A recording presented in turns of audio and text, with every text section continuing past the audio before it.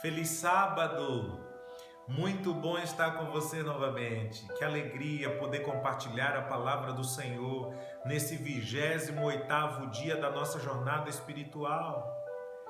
E esta jornada nos propõe a termos uma santidade, uma comunhão, uma intimidade com Deus. E eu quero louvar ao Senhor por sua vida. Eu quero louvar a Deus por este sábado, estarmos juntos compartilhando a palavra. Feche seus olhos e vamos falar com Deus para iniciarmos o nosso estudo de hoje. Pai querido, nós queremos te glorificar, Deus, pela oportunidade de mais uma vez estudar a tua palavra. Que tu sejas o nosso professor, nos ilumina, fala ao nosso coração, preenche os nossos vazios, atende às nossas necessidades. É o que te oramos em nome de Jesus. Amém.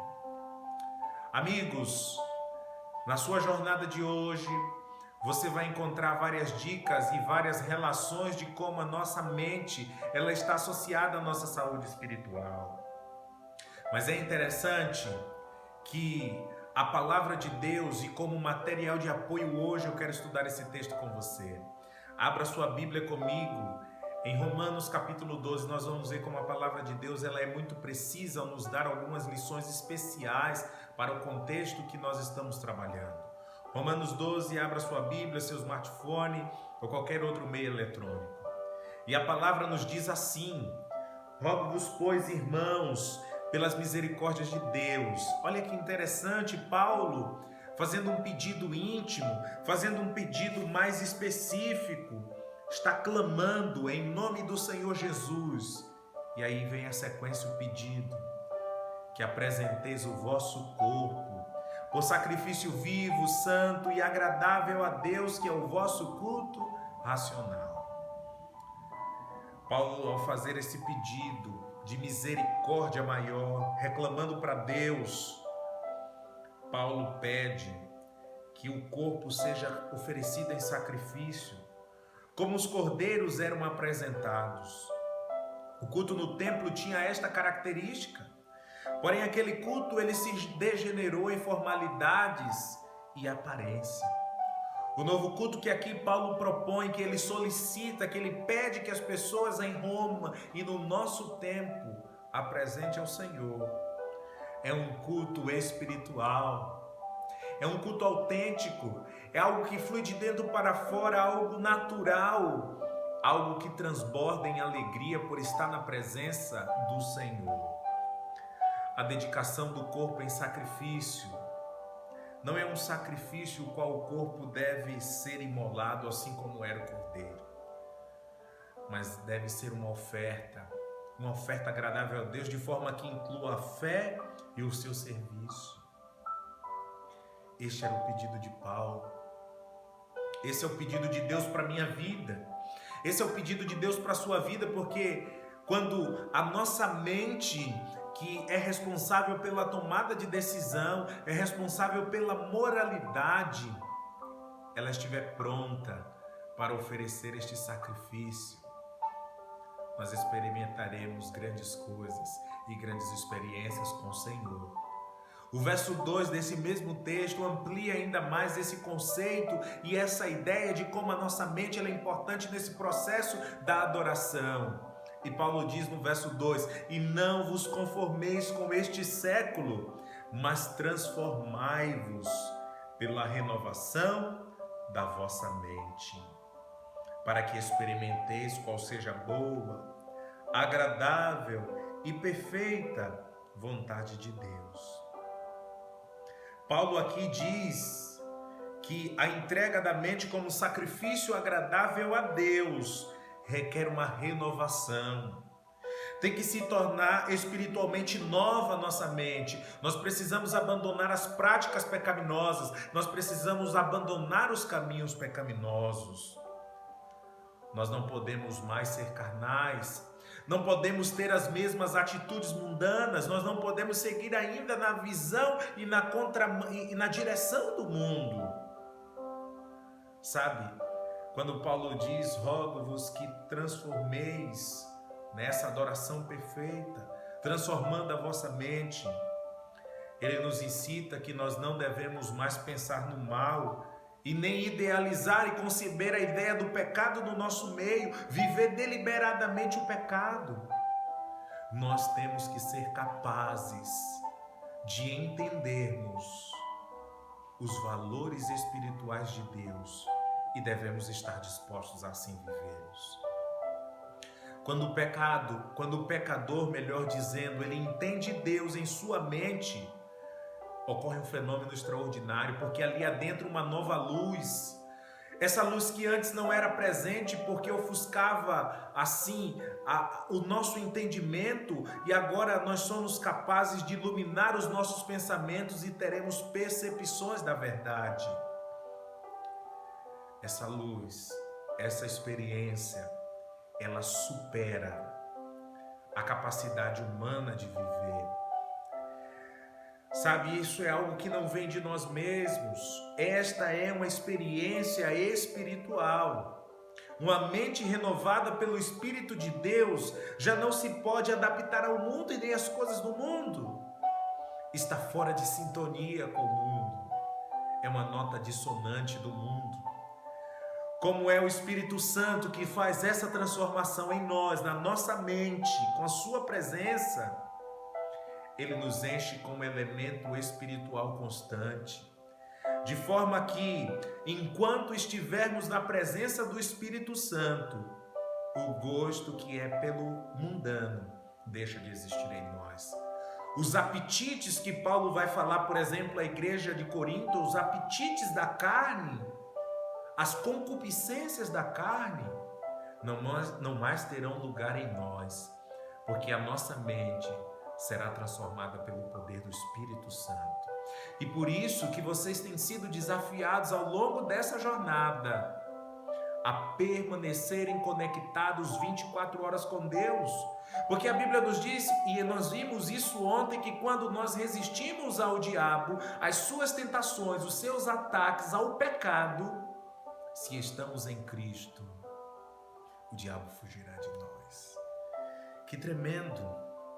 Paulo diz: transformai-vos, uma mudança radical, uma nova experiência, porque é isso que a palavra do grego quer nos oferecer. Metamorfete. Você pode pensar, que palavra diferente, estranha. Mas Paulo, ele, ao dizer a palavra metamorfete, mais tarde essa palavra originou a metamorfose. E no período da metamorfose, no processo da metamorfose, existe uma transformação, uma mudança radical de um estado para o outro. E de fato é isso que a palavra de Deus nos impulsiona a fazer. A termos a nossa mente limpa, para que haja uma mudança de atitude, para que haja uma nova postura, para que haja uma mudança radical na nossa trajetória. E deixa eu dizer algo especial para você. Quando nós nos encontramos diariamente com Deus, quando nós temos uma real experiência com Cristo, é impossível permanecermos as mesmas pessoas. Algo incrível, algo extraordinário ocorre em nós. E por isso que nós devemos tomar bastante cuidado com as janelas da nossa alma, que é o nosso olhar, o nosso ouvir, aquilo que nós introduzimos como alimento.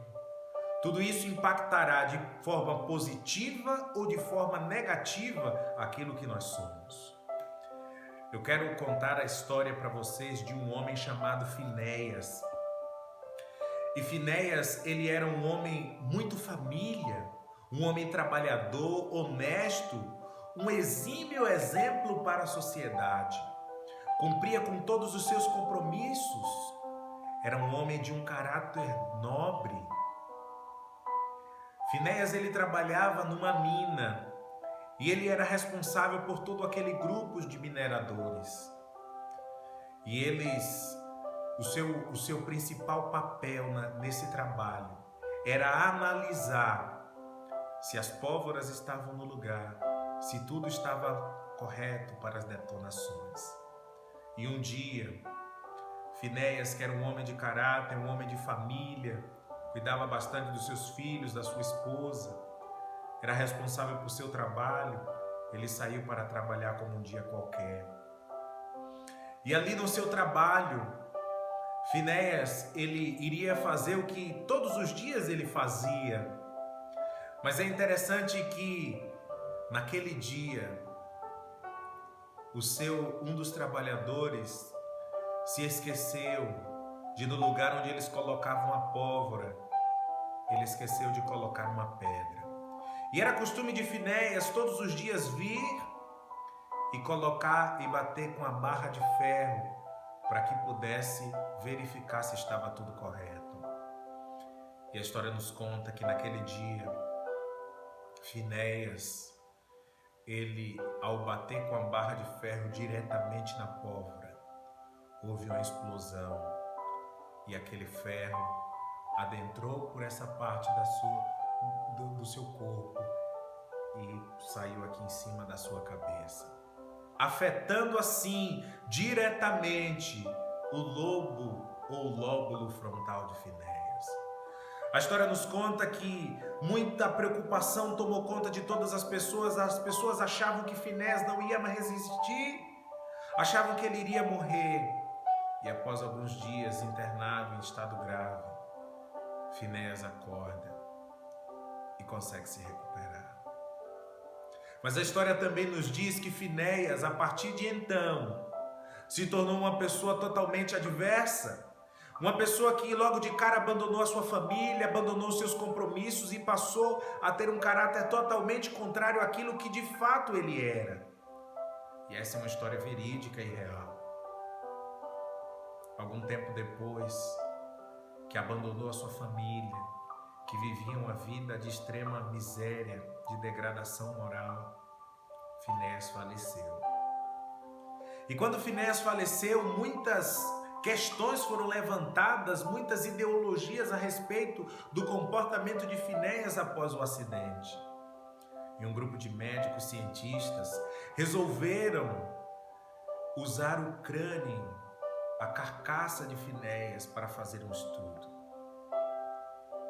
E surpreendentemente, eles descobriram que as atitudes contrárias ao caráter nobre e perfeito que antes Finéias tinha se deu por conta do atingimento no seu lóbulo frontal. Estudos mais tarde comprovam claramente que quando o nosso lóbulo frontal, que é essa região do cérebro, ela é afetada, ela está desequilibrada, ela acaba desequilibrando todas as outras partes do nosso corpo.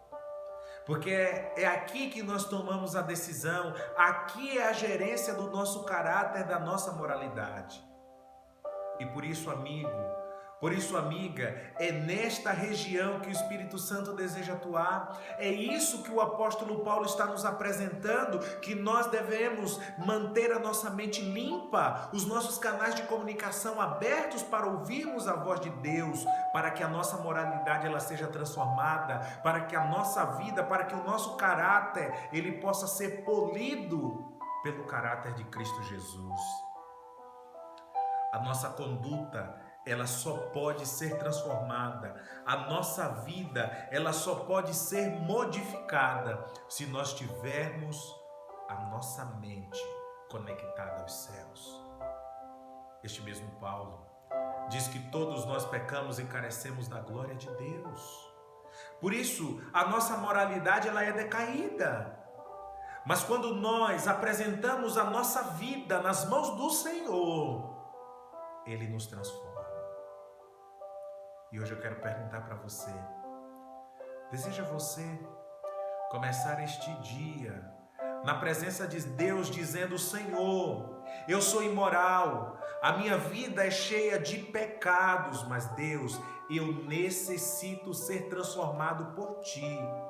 Eu necessito ouvir a Tua voz, eu necessito ouvir a Tua palavra. E Senhor, neste dia eu quero estar aberto, eu quero abrir a minha mente para ouvir a Tua voz.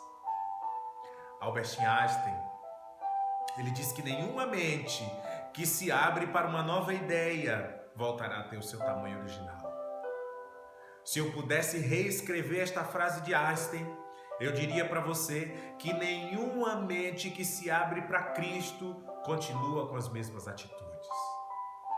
Por isso eu encerro o nosso vídeo de hoje perguntando para você se você deseja abrir a sua mente para que o Espírito Santo transforme a tua vida, para que você possa apresentar o seu corpo como um sacrifício vivo, como uma oferta perfeita e agradável aos olhos do Senhor, e experimentar a perfeita, boa, agradável vontade de Deus.